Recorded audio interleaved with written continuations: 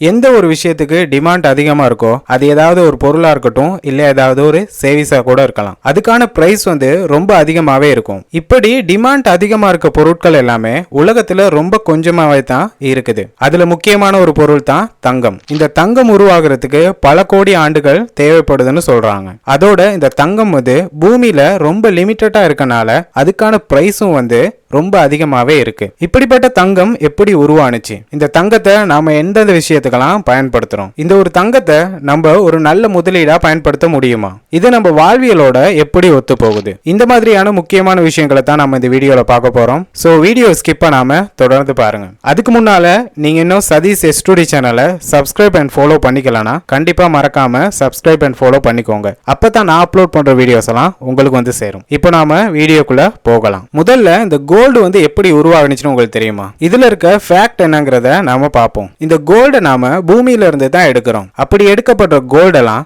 பூமியிலேவா உருவாகி இருக்குன்னு பார்த்தா அதுதான் இல்ல. தங்கம் வந்து பொதுவா பூமியில உருவாகுனது இல்ல. இந்த விஷயம் ரொம்ப ஆச்சரியமா இருக்கேனா? கோல்டெல்லாம் வந்து பூமி உருவாகிறதுக்கு முன்னாடியே உருவாகி இருக்கலாம்னு சொல்லப்படுது. அதோட இந்த கோல்டு எல்லாமே பூமிக்கு வெளியில இருக்க விண்வெளியில தான் உருவாகி இருக்கலாம்னு சொல்றாங்க. விண்வெளியில இருக்கக்கூடிய பெரிய பெரிய நட்சத்திரங்கள்லாம் அதோட கடைசி நாள்ல வெடிச்சு சிதறும் போது அதுல இருந்து உருவாகிற பிரஷர்னால தான் கோல்டா இருக்கட்டும், பிளாட்டினமா இருக்கட்டும், வெள்ளியா இருக்கட்டும், இந்த மாதிரியான ரேரான எலமெண்ட் எல்லாமே உருவாகுது. அதோட ரெண்டு நியூட்டன் ஸ்டார்ஸ் ஒன்னோட ஒண்ணு மோதி வெடிக்கும் போது அந்த சந்தர்ப்பத்துல தான் கோல்டு வந்து உருவாகுது. விண்வெளியில இருக்கக்கூடிய தங்கம் வந்து எப்படி பூமிக்கு வந்திருக்கும்? விண்வெளியில இருக்க சின்ன சின்ன கோள்கள்லாம் வந்து பூமியை மோதுற சந்தர்ப்பத்துல தான் இந்த கோள்கள் ஊடாக தங்கம் வந்து பூமிக்கு வரப்பட்டிருக்கலாம்னு சொல்லப்படுது. இப்படி இருக்கக்கூடிய தங்கமும் பூமியின் சர்ஃபேஸ்ல கிடைக்கும்னு பார்த்தா அதுதான் இல்ல. ஏன்னா நாம இன்னமும் கோல்ட வந்து மைன் பண்ணி தான் என்ன செஞ்சுக்கிட்டு இருக்கோம்னா எடுத்துக்கிட்டு இருக்கோம். ஒரு நியூட்டன் ஸ்டார் வெடிக்கிறனால எவ்வளவு தங்கம் உருவாகுதுன்னு உங்களுக்கு தெரியுமா? கிட்டத்தட்ட 100 கோடி டன்க்கு மேல தங்கம் வந்து உருவாக்கப்படுதுன்னு சொல்லப்படுது. பூமியின் நிலப்பரப்புல இருக்கக்கூடிய தங்கத்தை விட பல மடங்கான தங்கம் வந்து கடலுக்கடியில இருக்கதாக சொல்லப்படுது. இந்த தங்கங்களை எடுக்கிறது ரொம்ப பெரிய சவாலான விஷயம்னு சொல்றாங்க. உங்ககிட்ட 1 கிராம் கோல்டு இருக்குன்னு வச்சுக்கோம். அந்த 1 கிராம் கோல்டு உருவாக்குறதுக்கு கிட்டத்தட்ட 10,000 கிலோகிராம் இருக்கக்கூடிய கல்லையும் மண்ணையும் தோண்ட வேண்டியதா இருக்குன்னு சொல்றாங்க. இவ்வளவு அரிதா கிடைக்கப்படுற இந்த தங்கத்தை எந்தெந்த விஷயத்துக்கெல்லாம் பயன்படுத்தப்படுறாங்கன்னு பார்ப்போம். முதலாவதா நாம ஜுவல்லர்ஸ் எடுத்துக்கலாம். இப்போ உலகத்துல இருக்க ஒட்டுமொத்த தங்கத்துல 50% தங்கம் வந்து இந்த நகைகளை உற்பத்தி செய்யறதுக்கு பயன்படுத்தப்படணும்னு சொல்றாங்க.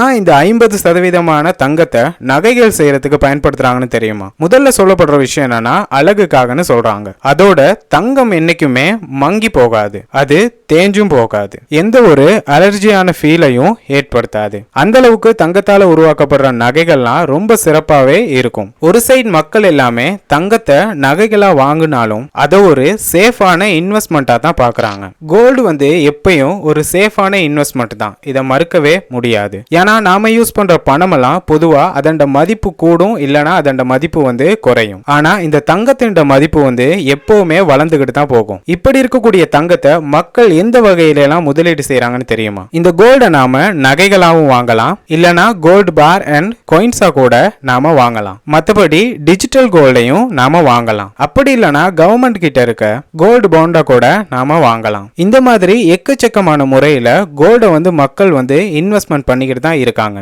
நாமளும் நமக்கு எந்த ஒரு முறை வந்து விருப்பமா இருக்கோ அந்த முறையில வந்து இந்த கோல்ட வந்து இன்வெஸ்ட் பண்ணி வச்சுக்கொள்ளலாம். அதோட மருத்துவத்திற்கு இந்த கோல்ட வந்து யூஸ் பண்றாங்களாம். அதோட கோல்ட இன்னொரு முக்கியமான பக்கமும் அதிகமா பயன்படுத்திக்கிட்டு தான் வராங்க. அது என்ன மாதிரி ஒரு சைடா இருக்குன்னா, எலக்ட்ரிக்கல் சம்பந்தமான அதிகமான உற்பத்தியில இந்த கோல்ட வந்து பெரும்பாலும் பயன்படுத்துறதா சொல்லப்படுது. ஏன்னா கோல்டு வந்து ஒரு பெஸ்டான கண்டக்டர்னு சொல்லுறாங்க. அதாவது மின் அழுத்தத்தை ரொம்ப இலகுவா கடத்தக்கூடிய ஒரு விஷயம் தான் இந்த கோல்டு. எந்த மாதிரியான பொருட்கள் எல்லாம் கோல்ட பயன்படுத்திருக்காங்கன்னு உங்களுக்கு தெரியுமா? மொபைல் போனா இருக்கட்டும், லேப்டாப் அண்ட் மைக்ரோசிப், சில டிவி, இந்த மாதிரி எலக்ட்ரிக்கல் பொருட்கள் எல்லாத்திலையும் குறிப்பிட்ட அளவுக்கு தங்கத்தை வந்து யூஸ் பண்ணிருக்காங்க. இப்போ நீங்க யூஸ் பண்ணிக்கிட்டு இருக்க போனா இருக்கட்டும் இல்லனா லேப்டாப்பா இருக்கட்டும், இதுலயும் ஓரளவுக்கு சிறிய தங்கத்தை வந்து பயன்படுத்தி தான் இருக்காங்க. அது மட்டும் இல்லாம ஏரோஸ்பேஸ் தொழில்நுட்பத்திலையும் இந்த கோல்டு வந்து ரொம்ப பெரிய அளவுக்கு பயன்படுத்தப்படுதுன்னு சொல்றாங்க. உதாரணத்துக்கு நாசா மாதிரியான பெரிய ஸ்பேஸ் ஏஜென்சி கூட தங்கத்தை வந்து பயன்படுத்திக்கிட்டு தான் வராங்க.